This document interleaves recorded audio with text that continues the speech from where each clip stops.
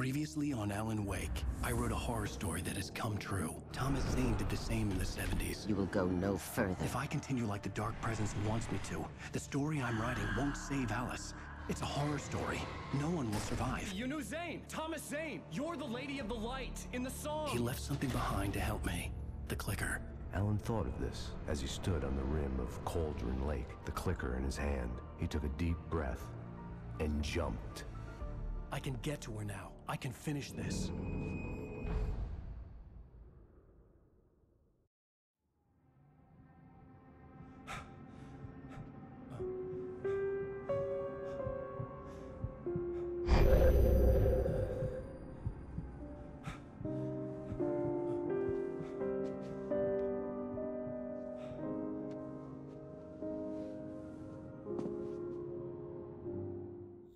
I had a hangover.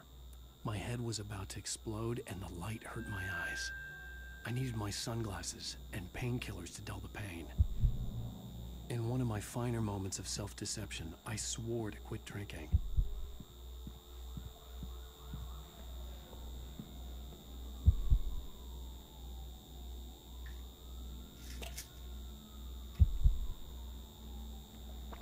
The pills worked fast. The prospect of being awake started to seem bearable again. The lights were like needles in my eyes. I needed my sunglasses.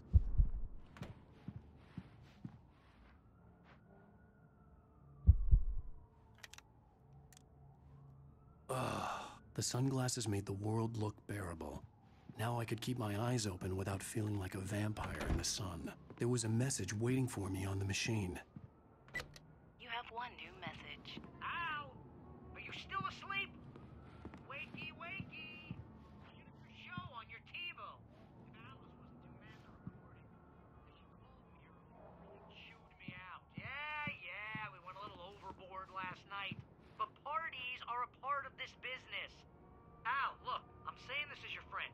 She's not doing your career any favors by trying to run your life like that, okay? I'll talk to you later, Al. Watch the show.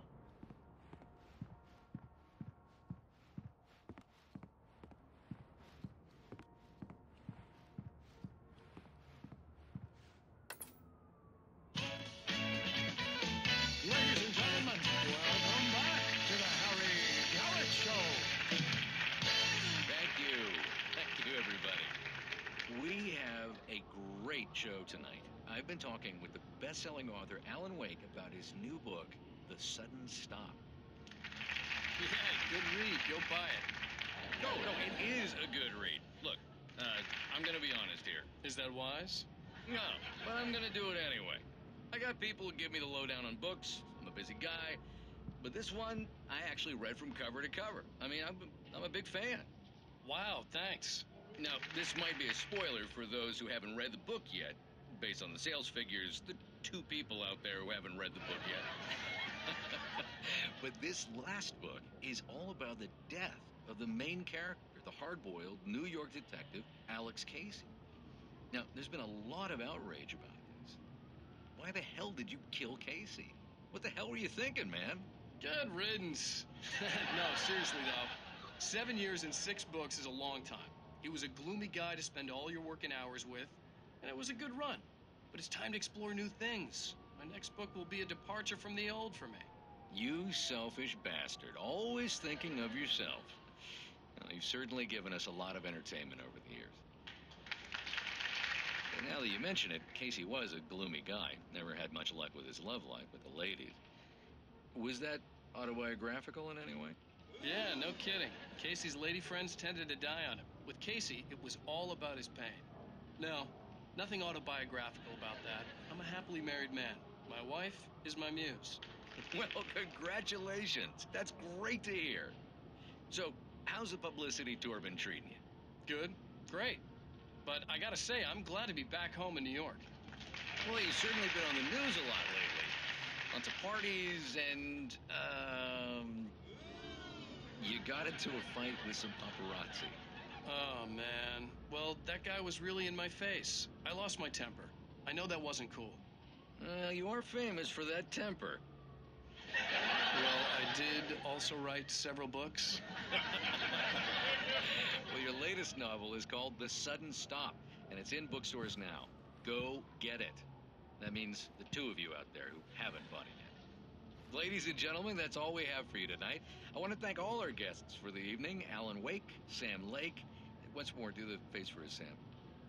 There it is. And our musical guests, Poets of the Fall. Thank you, and good night. At least I'd been funny. I told myself I could live with that. I didn't say anything stupid, if that's what you want to know. Are you going to start with me about drinking now? You know what? I should have followed Go her back to sleep, advice, Alan. but suddenly I was angry. What? Now you can't even talk to me? Well, this morning I was angry because you said you'd be home at midnight and you showed up at 7 a.m. and passed out in mid-sentence. Now I'm over it. Are you angry? This goddamn tour. It's gotten out of hand. Oh, honey. It's almost over, right? We can get back to normal. Then you can start writing again. I'm sorry, honey.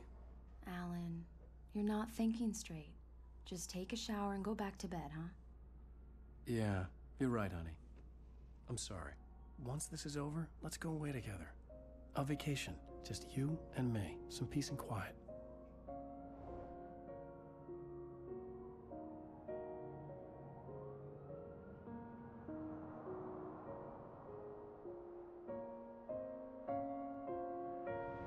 Somehow, the clicker was the key to the cabin. I had to return to Cauldron Lake to save Alice.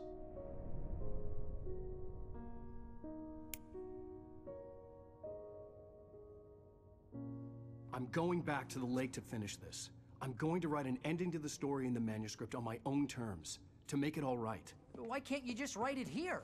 The last page is still in the typewriter. I need to read it first. Everything needs to be just right. Zane tried to cut some corners, and it didn't end well.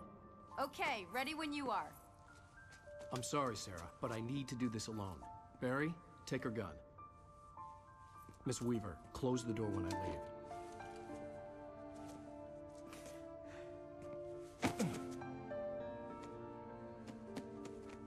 Good luck, Al. See you later.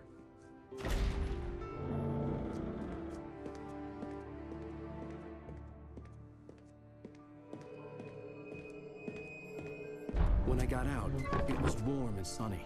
I'd flicked the switch of the clicker. Had it done this? I didn't stop to question it. I had to take advantage of the sunlight to get to the lake. On Zane's page, I'd stood on the rim of Cauldron Lake, about to use the clicker. That's where I was headed.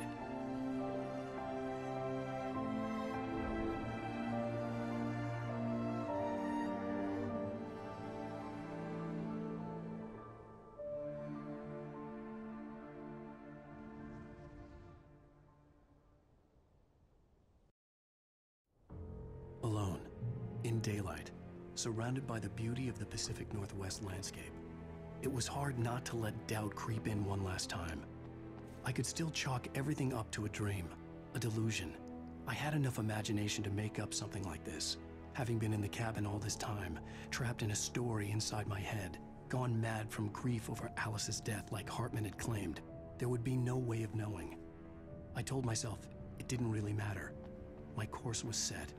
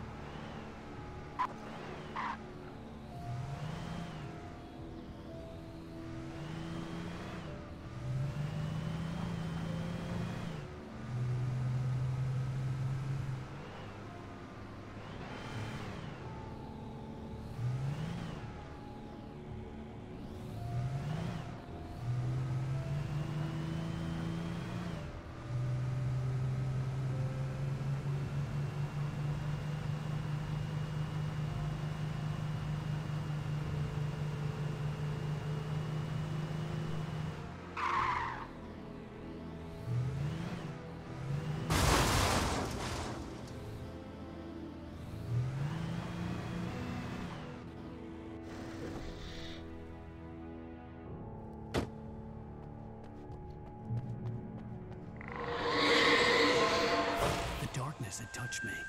There was a link between us, always would be. I could feel its presence again.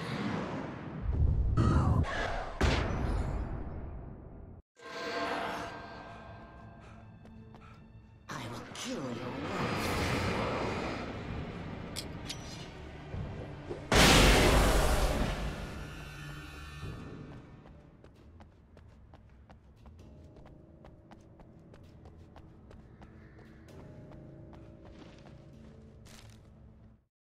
The Dark Presence was no longer trying to capture the Rider so he could create the ending it wanted. The Rider knew too much. He was too strong. And he carried a weapon left behind by Thomas Zane, something that could hurt it. Now, the darkness was doing everything in its power to simply stop the Rider from ever reaching Cauldron Lake and the dark place it came from.